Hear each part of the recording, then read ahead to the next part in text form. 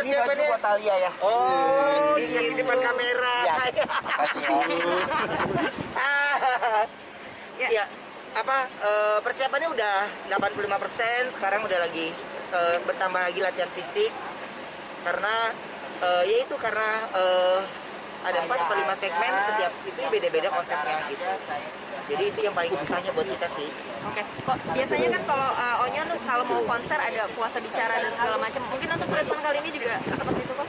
Ya, dia puasa bicaranya udah, tapi hari ini dia lebih banyak jadi bicaranya hanya pada saat les vokal aja. Selebihnya main sama adiknya ngomongnya kecil. Ini semuanya saya kan dia live. Terus yang kedua banyak waktu untuk latihan dance-nya gitu. Karena kan ada beberapa kadang-kadang kan ya gitu mbak, tiba-tiba ada lagu-lagu yang harus menjadi tambahan gitu. Akhirnya tapi mesti pakai koreo dan kan gak gampang gitu. Dan Onyo kan bukan dancer profesional dan dia masih pemula, jadi saya pun harus kasih dia waktu untuk. Oh, badan Onyo terlihat six pack, itu salah satu apa namanya untuk persiapan konser juga nggak sih? Enggak. Emang begitu badannya. Jadi makannya mah banyak banget. Tapi ya nggak ada yang itunya sih. Nggak ada treatment khusus secara perawatan badan, nggak ada. Untuk Olahraganya juga udah nggak nge-gym kan. Kan selama pandemi itu nggak pernah ke tempat gym. Jadi di rumah aja lewat YouTube, semuanya lewat YouTube sama kalau apa sih exercise itu sama bundanya. Kalau yang lainnya kalau lari sekarang latihan fisiknya sama saya gitu. Tapi kan sejauh ini olahraga Onyo paling hanya renang dan sama bunda nih Ya. gitu. Nyangka nggak sih sampai perutnya Onyo bisa sampai kotak-kotak gitu? Enggak, Kak. Karena dia tahu sama saya boleh kotak-kotak, tapi untuk mengangkat alat berat belum boleh.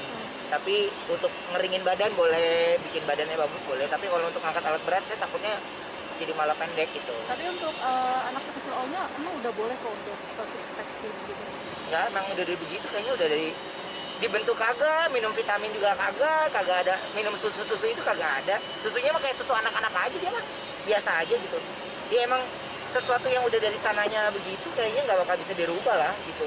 Jadi makannya juga banyak. Lah kalau kita kita ngambil piring aja udah jadi lemak istilahnya. Lah kalau dia makannya kayaknya dia lebih banyak dari gue.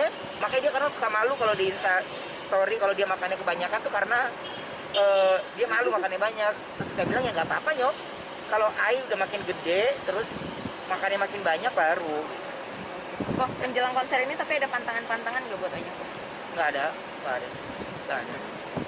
Pokoknya lebih ke jamnya dia sih, jam istirahatnya dia, jam-jam latihannya dia, semuanya harus sesuai dengan schedule-nya. Terus bagaimana dia pernapasan, lebih ke pernapasan sih, karena kan ada berapa yang jadi perubahan lagunya cepat tuh. Perubahan lagunya atau komersial breaknya beberapa menit, jadi di situ durasi dia ganti baju gitu. Kemarin kan kita habis tes make up, tes rambut semuanya gitu. Oke, konser sebentar lagi dan launching lagu juga sebentar lagi. Ya dia seneng lah, jadi penutup tahun Onyo pasti punya karya gitu. Dan kalau saya udah nggak mikirin yang konsernya, tinggal deg-degan doang, tapi lagi mikirin konsep berikutnya apa yang mau dilakukan lagi gitu. Oke. Ya. Lebih keras dari yang kemarin berarti kok latihannya? Konser yang pertama? Oh iya, ini lebih lagi. Tapi ngelihat hasilnya aja saya selalu netesin air mata gitu ngelihatnya.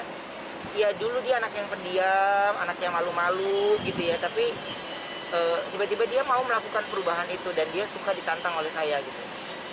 Ada beberapa lagu yang dia menyatakan nyerah sebenarnya, tapi saya bilang, "Yo, you bisa, Nyo." Jadi dia itu butuh orang yang ngebisikin dia untuk kasih tahu, ya lu bisa. Itu yang saya bilang. Kalau di sekelilingnya dia udah kayaknya lu nggak bisa deh, Yo. Kayaknya lu nggak bisa. Ya pasti dia nggak akan bisa. Tapi kalau dari saya, Mawenda masih tahu bisa gitu. Nyanyi secara live dengan koreo itu kan dia makingnya juga dia harus normal, dia harus itu yang agak sulit sebenarnya. Tapi JR udah langsung menggunakan mic, semua udah menggunakan mic, jadi dia biar terbiasa. Kok sedikit lagi kok soal disebut-sebut sebagai sultan nih sama masyarakat, mungkin gimana kok? Kagak pantas lah. Kenapa kok? Udah nggak pantas. Orang baju aja masih sponsor. Kagak pantas kalau itu baru gitu ya. Tapi kan banyak banget nih kok banyak banget artis-artis yang disebut sebagai sultan-sultan wilayahnya itu kan bercandaan lah gitu, bukan yang gitu. Kalau cuma bercandaan kan nggak apa-apa lah gitu, seru-seruan antar teman kan kita bercandaan kayak begitu. Cuman ya ibarat artinya buat saya itu kan dibalikin ke individunya. Kalau saya sih ya, nggak gitu, nggak suka yang oh lu gini, aduh karena nggak imbang sama omongan perkataannya gitu sama yang apa yang saya jalanin gitu. Oke, Ya, siap. Kalau gitu, gitu, kita Soal terakhir, Kenta kok. Kenta Soal kenapa katanya lagi? Kan ini kan dia selama pandemi kan nggak ada job nih. Heeh. Katanya makan sampai tidur di rumah numpang sama Koben tuh gimana tanggapannya? Enggak, dia udah di apartemen kok. Kemarin memang iya. Ya di era pandemi itu kan kemarin kan beberapa program TV juga banyak yang nggak ada. Terus banyak perusahaan akhirnya pengurangan karyawan, banyak ini gitu.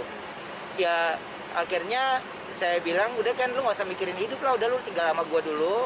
Lu makan tinggal ngambil, semua juga tinggal ngambil, jadi nggak usah dipikirin. Tapi memang jobnya sepi banget emang kalau dia.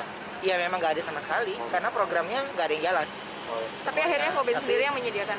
Iya, akhirnya ya karena dia under manajemennya kita ya, jadi kita urusin banget dia biar dia nggak ngerasa sepi, dia harus punya survive dan sekarang dia udah kembali normal lagi, udah kontrak apartemen dia sekarang. Untuk berat badannya kok? Berat badannya dia terakhir sih 99 ya, mudah-mudahan turun nggak nambah lagi dia. Oke. Saya bilang Ken 90 lah Ken.